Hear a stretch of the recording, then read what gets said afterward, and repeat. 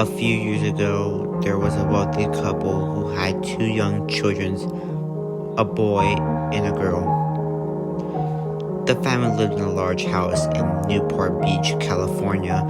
After taking care of the kids all week, the mother and father decided they needed a break. So they booked a table for a dinner for a nice restaurant. That evening, they called a teenage girl they knew arranged for her to come over and babysit their children while they were out. When the babysitter arrived, the parents told her to fix supper for the kids and put them to bed. After that, you can watch TV and help yourself to anything in the fridge, said the father. And if you wouldn't mind, said the mother, could you watch TV in our bedroom? The kids have been having nightmares recently, so if you hear them crying, you can just go in and calm them down. The babysitter happily agreed, and the parents left to their dinner date. The girl gave the children some milk and cookies to then usher them upstairs to bed. She started to read them a bedtime story, and before long, the little boy and the girl were fast asleep. After tucking them in, she switched off the light and went to watch TV.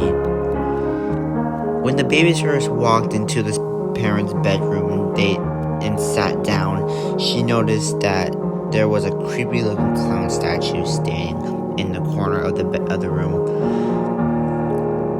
She tried to ignore it, but it looked so eerie and disturbing that it sent a chill down her spine. She felt as though it was easy or staring straight at her while watching TV. As time passed, the babysitter started to feel more and more uneasy about the clown statue. Whenever she glanced at it, she got the unsettling feeling that it had moved or ever so slightly. Finally, the clown statue began to freak her out so much that she couldn't handle it any longer. She decided to go downstairs and phone the parents. When she dialed the number they had left for her, the mother answered. "Hi, it's me," said the babysitter. "Everything's fine.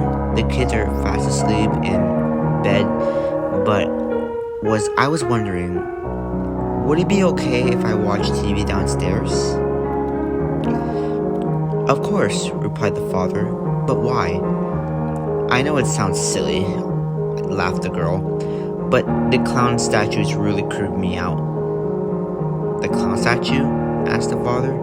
"Yeah, the clown statue, in your room," the girl replied. The phone went silent for a moment. "Listen to me very carefully," said the father. "Take the children and get out of the house. We will call the police. Go, now." "What's wrong?" asked the girl. The father gulped and replied, "We don't have a clown statue."